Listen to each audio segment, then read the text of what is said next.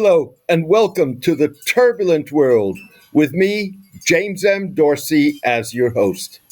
U.S. President Donald Trump's $10 billion libel suit against Dow Jones, the Wall Street Journal's parent company, and its owner, media mogul Rupert Murdoch, is a litmus test for freedom of the press. So far, Dow Jones appears determined to hold on to its principles and stand by its reporters.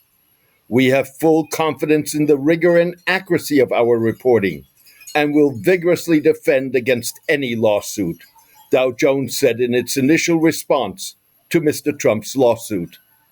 Others have preferred to placate Mr. Trump. CBS's parent company, Paramount, and ABC News spent millions in settlement costs in order to keep Mr. Trump from interfering with their larger financial interests. Their surrender only magnifies the importance of Dow Jones's defiance. Court decisions rejecting Mr. Trump's cases against the Des Moines Register, CNN, and Simon & Schuster, which the president has appealed, are equally important.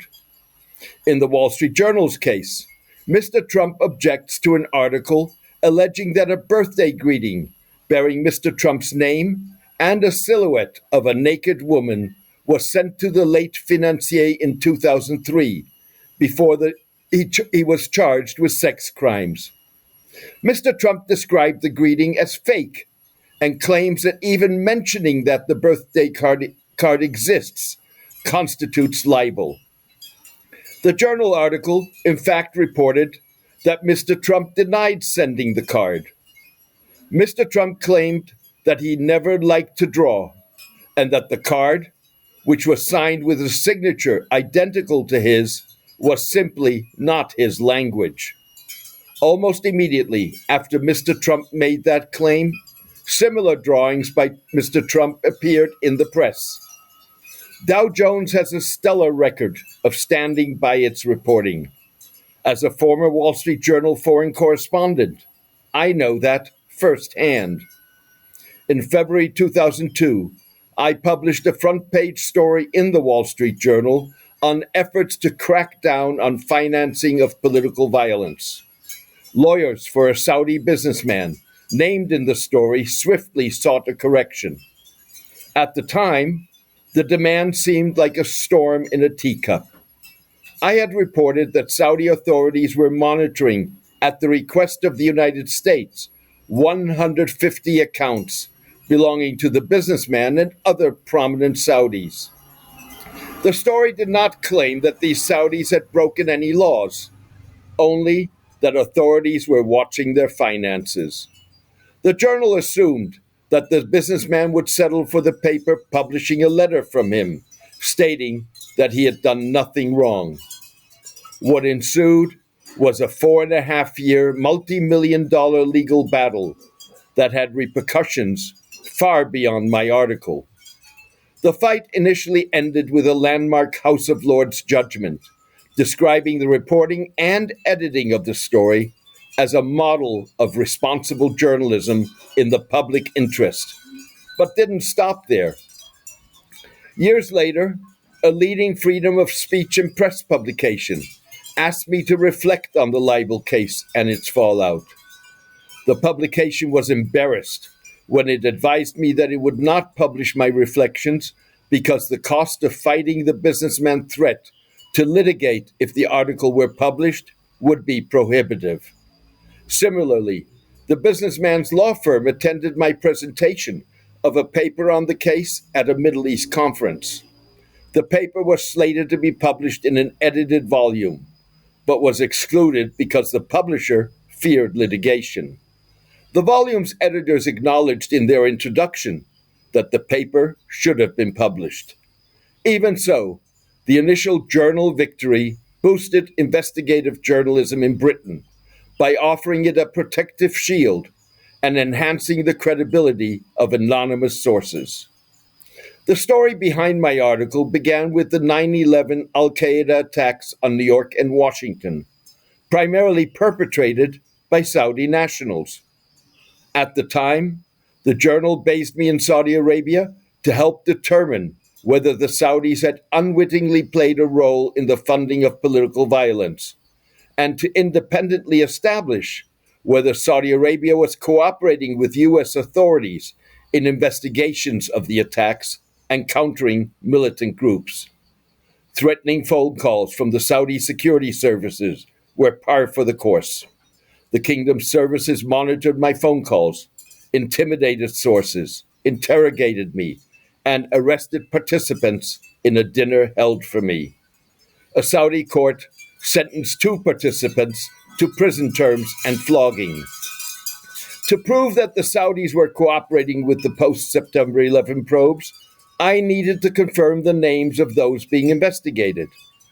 In social settings, names of prominent businessmen, including that of the businessman, were mentioned, but the information was uncorroborated and insufficient to justify a story.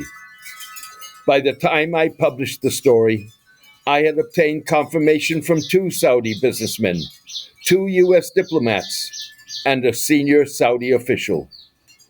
Within days of publication of the story, the businessman's lawyers demanded the correction and payment of damages and costs. The journal rejected the businessman's demands, but offered him an opportunity to reply in a letter to the editor. The businessman refused and instead sued the journal in London. The journal decided to embark on a defense of journalistic principle, and so the journal and the businessman went to court. The businessman hoped for a decision condemning the journal for what he deemed an inaccurate story. Initially, he got what he wanted. We lost in the High Court, and then again in the Court of Appeal, which passed what it seemingly viewed as a hot potato to the House of Lords, the upper house of the British Parliament, members of which sat as the highest court of the land until the creation of a Supreme Court in 2009. The Lords overturned the lower court's rulings. As a result, the businessman ended up with a verdict he had never bargained for, while the journal got what it wanted: new protections for the British press to publish stories that are in the public interest and responsibly reported, even if they are potentially defamatory. The stakes in Trump's Epstein case against Dow Jones are as high as those in the British court. The Bancroft family owned Dow Jones at the time of the British case.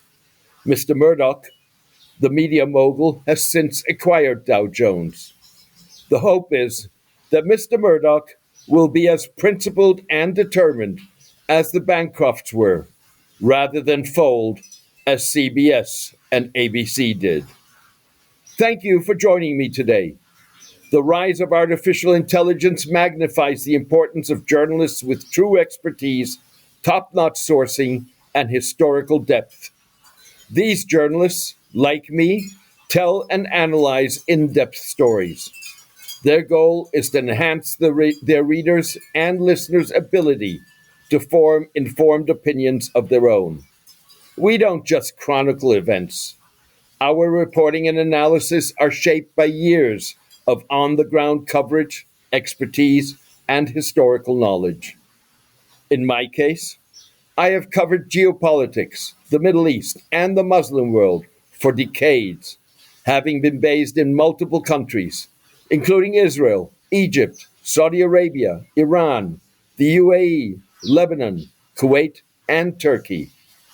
Hard-hitting reporting and analysis that lets the chips fall where they may is even more critical in a world of brutal wars, unimaginable humanitarian crises, and increasing authoritarianism. That is the turbulent world with James M. Dorsey's mission since its inception 15 years ago. Thousands worldwide are avid readers and listeners of the turbulent world. Join them in helping to maintain and expand the column and podcast by becoming a paid supporter. You can contribute by visiting jamesmdorsey.substack.com and choosing one of the subscription options. Thank you for your support and loyalty. Take care and see you soon.